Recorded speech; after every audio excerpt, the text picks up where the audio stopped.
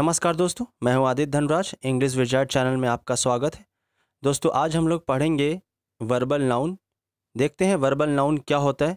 ये आपके एग्ज़ाम के लिए बहुत ही बेहतरीन चैप्टर है। इस चैप्टर को पढ़ने के बाद आप अपने बुक से इस चैप्टर की जितने भी एक्सरसाइज हैं या उसको समझना होगा, आप उसको समझ सकते हैं। चलो देखते हैं इस चैप्टर में क्या है। सबसे पहले दोस्तों मैं बता दूं आपको कि वर्बल नाउन क्या होता है, जिसको आप दूसरे नाम से जानते हैं जीरंड। जीरंड आप सभी को पता है। दोस्तों जीरंड पढ़ते समय लोग सोचते हैं कि जीरंड मुझे आता होगा, आईएनजी वाला फॉर्म जीरंड होता है। दोस्तों ऐसा नहीं है। आप देखेंगे स्क्रीन पर, जैसे कि मैंने एक एग्जांपल दिया है, smoking is injurious to health. यहाँ पर स्मोकिंग जीरंड वाले फॉर्म में है। और दूसरा एक सेंटेंस दिया गया है, she prevents me from going out. यहाँ पर गोइंग भी एक तरह का आईएनजी वाला फॉर्म है, वो जीरंड है। बट जीरंड दो तरीके के होते हैं। कौन सा आपका ये जीरंड है ये समझना बहुत इंपॉर्टेंट है, और उसके बाद फिर आप चैप्टर में एक्सरसाइज को कर सकते हैं। तो दोस्तों जीरंड दो तरीके के होते हैं, एक आपका डायरेक्ट और दूसरा आपका इनडायरेक्ट। अब हम इन दोनों टर्म्स को आगे सीखते हैं, फिर आपको समझ में आएगा कि इसकी इम्पोर्टेंस क्या है। चलो देखते हैं। पहला आपका दिया हुआ है डायरेक्ट जीरंड। दोस्तों डायरेक्ट जीरंड को पहचानने के लिए, या आपको डायरेक्ट जीरंड पहचानना भी है, तो आपको देखना पड़ेगा वो किसी भी सेंटेंस का सब्जेक्ट हो सकता है, या किसी भी सेंटेंस का ऑब्जेक्ट हो सकता है, या कुछ मेन वर्ब्स ऐसी होती हैं इंग्लिश में, मेन वर्ब्स जिनके बाद कोई दूसरी नॉन फाइनाइट वर्ब हमेशा आईएनजी वाले फॉर्म में आती है। इससे ये जाहिर होगा कि ये आपका डायरेक्ट जीरंड है। मैंने एग्जाम्पल भी दिए हैं, बिना एग्जाम्पल कुछ आपको समझ में नहीं आएगा। जैसे कि पहला एग्जाम्पल दिया है, laughing is good for health. यहाँ पर लाफिंग एक आईएनजी वाला फॉर्म है जो कि सब्जेक्ट की तरह यूज़ किया गया है, तो ये आपका डायरेक्ट जीरंड है, ध्यान दीजिएगा। उसके बाद में दूसरे वाले सेंटेंस में देखते हैं, लिखा हुआ है आई हेट स्मोकिंग। यहाँ पर देखेंगे स्मोकिंग एक आईएनजी वाला फॉर्म है, ये एक ऑब्जेक्ट की तरह यूज़ किया गया है, तो भी ये एक डायरेक्ट जीरंड है।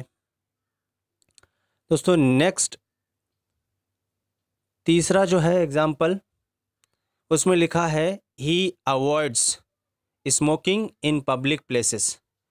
अब इस वाले टर्म्स को, जो तीसरा टर्म था, यहाँ पर अवॉइड एक ऐसा मेन वर्ब है जो हमेशा अपने बाद आईएनजी वाला फॉर्म लेगा, और आईएनजी वाला फॉर्म बिना प्रीपोजिशन के, मतलब इस मेन वर्ब और इस आईएनजी वाले फॉर्म के बीच में कोई प्रीपोजिशन नहीं होना चाहिए।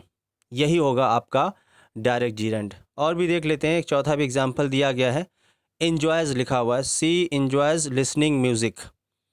तो एन्जॉय भी एक ऐसा मेन वर्ब है जो अपने बाद कोई दूसरा वर्ब आईएनजी वाले फॉर्म में लेता है, वो भी बिना प्रीपोजिशन के। तो ये है आपका डायरेक्ट जीरंड।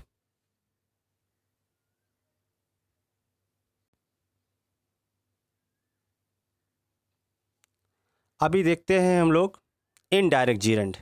इनडायरेक्ट जीरंड क्या होता है दोस्तों? इनडायरेक्ट जीरंड का मतलब है प्रीपोजिशन के बाद कोई भी मेन वर्ब वैसे जनरली आईएनजी वाले फॉर्म में आती है, तो यही एक इनडायरेक्ट जीरंड का नमूना है।